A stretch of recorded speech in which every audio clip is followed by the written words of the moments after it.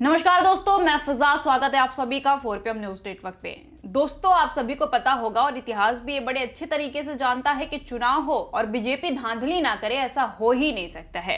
दरअसल आप भी जानते हैं कि बंगाल में चुनाव हो रहे हैं। दूसरा चरण का चुनाव आज हुआ था और हो रहा है, लेकिन कुछ लोग ऐसे हैं जो कि सुबह से लाइनों में लगे हुए हैं और कुछ लोग तो ये भी बता रहे हैं कि 6-7 बजे से वोट देने के लिए लाइन में लगे हैं, लेकिन वोट नहीं कर पा रहे हैं। क्यों नहीं कर पा रहे हैं, इसका भी दावा किया गया है कि ईवीएम मशीन खराब हो गई है।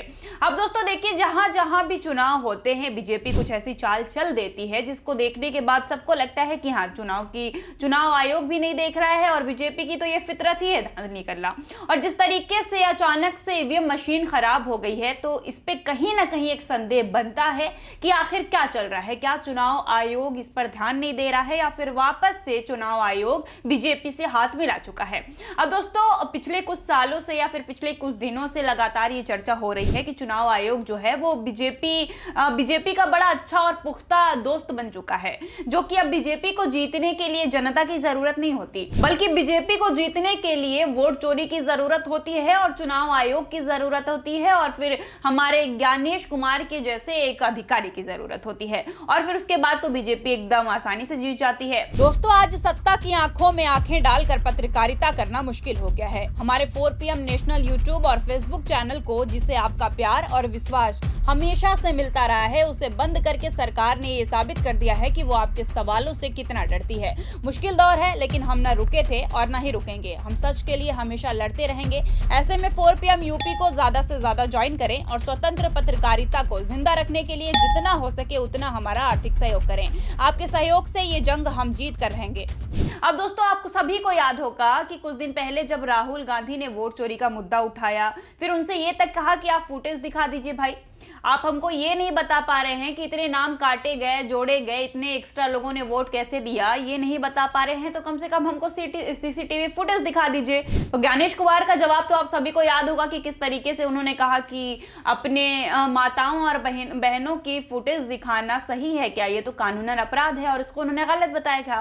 लेकिन दोस्तों, कुछ चीजें मैं आपको ऐसी बताती हूँ जिसको सुनने के बाद शायद आपको लगेगा कि बताइए, सीसीटीवी फुटेज दिखाने को उन्होंने गलत बता दिया, कानून के खिलाफ बता दिया, लेकिन जो संविधान के खिलाफ हो रहा है उस पर कुछ बोल ही नहीं रहे हैं।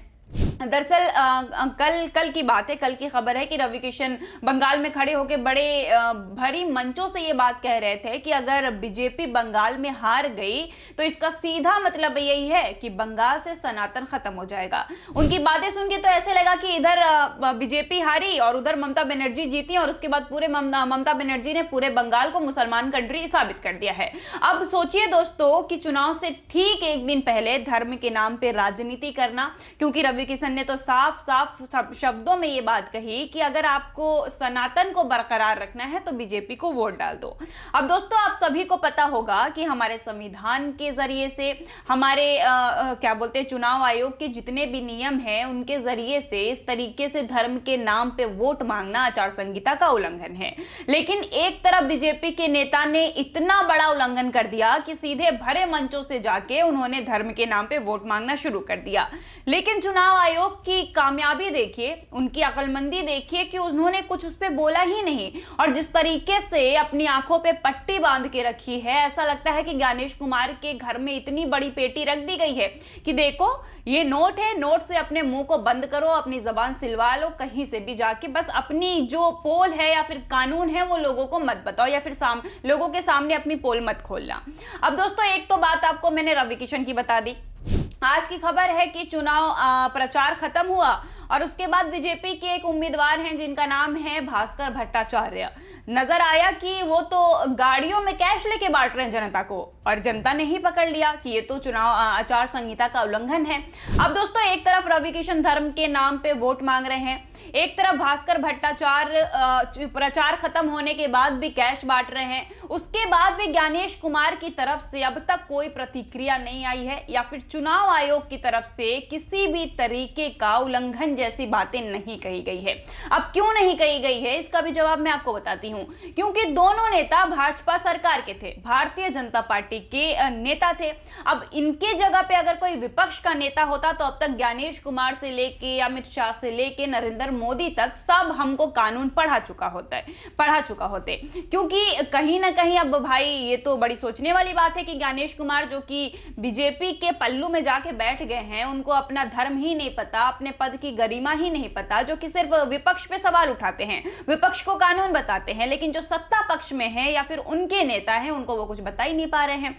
अब दोस्तों जैसा कि मैंने वोट चोरी की बात बताई आपको, तो राहुल गांधी ने ऐसे कई मुद्दे उठाए थे जिसके बाद ज्ञानेश कुमार और चुनाव आयोग की तरफ से कोई प्रतिक्रिया नहीं आई, और आई भी तो उनके खिलाफ आई। लाइक उन्होंने कहा कि राहुल गांधी गलत कर रहे हैं, वोट चोरी हो ही नहीं सकती, ईवीएम घोटाले हो ही नहीं सकते, मशीन बिल्कुल पर्याप्त है, मशीन बिल्कुल ठीक है। तो दोस्तों जिस तरीके से 7 बजे से लोग जनता लाइनों में खड़ी है और वोट नहीं डाल पा रही है और ईवीएम मशीन की गड़बड़ी बताई जा रही है, तो इस पे क्यों नहीं ध्यान दे रहे हैं? आप जितना मोदी जी के ऊपर ध्यान दे देते हैं, काश कानून पे ध्यान देते, काश चुनाव कैसे कराते हैं उस पे ध्यान देते, काश फ्री फेयर इलेक्शन कैसे कराते हैं इस पे ध्यान देते, तो आज ये नौबत नहीं आती कि लोगों का विश्वास ही वोट से हट गया है। तो दोस्तों जिस तरीके से ज्ञानेश कुमार का दोहरा चरित्र सामने आ रहा है या फिर चुनाव आयोग का दोहरा चरित्र सामने आ रहा है, आपको नहीं लगता कि ये कहीं ना कहीं हमारे संविधान का उल्लंघन है? हमारी जो एक डेमोक्रेटिक कंट्री है उसके ऊपर भी ये लोग सवाल उठाने पे हमें मजबूर कर रहे हैं, क्योंकि ये देश अब एक डेमोक्रेटिक कंट्री नहीं रह गया है। डेमोक्रेसी का मतलब क्या होता है कि जहां पे एक हमारा शासक हो, एक नेता प्रतिपक्ष और दोनों को बराबरी का दर्जा मिला है सवाल करने का और लोगों से, जनता के बीच में अपनी बातें रखने का। लेकिन जिस तरीके से लगातार हमारी सरकार तानाशाही की तरफ बढ़ रही है, तो जितने भी अधिकारी हैं वो भी कहीं ना कहीं बीजेपी की तरफ अपना बढ़ाव या फिर अपना इंटरेस्ट दिखाए जा रहे हैं। अब आपने रवि किशन की बात सुन ली, आपने भास्कर भट्टाचार्य की बात सुन ली, किस तरीके से ईवीएम को बंद दिखाया जा रहा है ये बात सुन ली। अब आप मुझे बस इतना जवाब दीजिए कि क्या यहां पर कोई नेता प्रतिपक्ष का नेता होता या फिर कांग्रेस या फिर आम आदमी पार्टी या फिर टीएमसी, किसी भी दल का अगर कोई नेता होता तो क्या चुनाव आयोग इतना खामोश बैठा होता? अब तक तो कितनी धाराएं लग चुकी होती कि आपने आचार संहिता का उल्लंघन किया, आप हमारे संविधान के खिलाफ जाके प्रचार कर रही हैं, आप डेमोक्रेसी का उल्लंघन कर रही हैं, डेमोक्रेटिक कंट्री के बारे में आपको पता ही नहीं है। दुनिया भर की धाराएं और प्रवचन अब तक ज्ञानेश कुमार दे चुके होते, लेकिन बीजेपी का नाम जैसे ही सामने आता है ज्ञानेश कुमार के मुंह पे पट्टी बन जाती है। अब आपको दोस्तों मैंने इतनी चीजें बता दी, इसका जवाब मैं आप सभी से पूछना चाहूंगी कि आपको क्या लगता है कि क्या ज्ञानेश कुमार और क्या इस बार भी कुछ ऐसे घोटाले होंगे कि बंगाल में सत्ता परिवर्तन होगी? क्या ममता बनर्जी इस बार मोदी जी के घोटालों के सामने या फिर उनके धांधली के सामने झुक जाएंगी या फिर हार मान लेंगी? इसका जवाब आप हमें दीजिएगा। और अगर खबर पसंद आई हो तो ज्यादा से ज्यादा इसको शेयर करिए, और अब तक अगर आपने हमारे चैनल को सब्सक्राइब नहीं किया हो तो मैं आप सभी से गुजारिश करूंगी कि हमारे चैनल को सब्सक्राइब कर लीजिए और वीडियो को लाइक करें, शेयर करें और कमेंट करना बिल्कुल भी ना भूलें। तब तक के लिए धन्यवाद।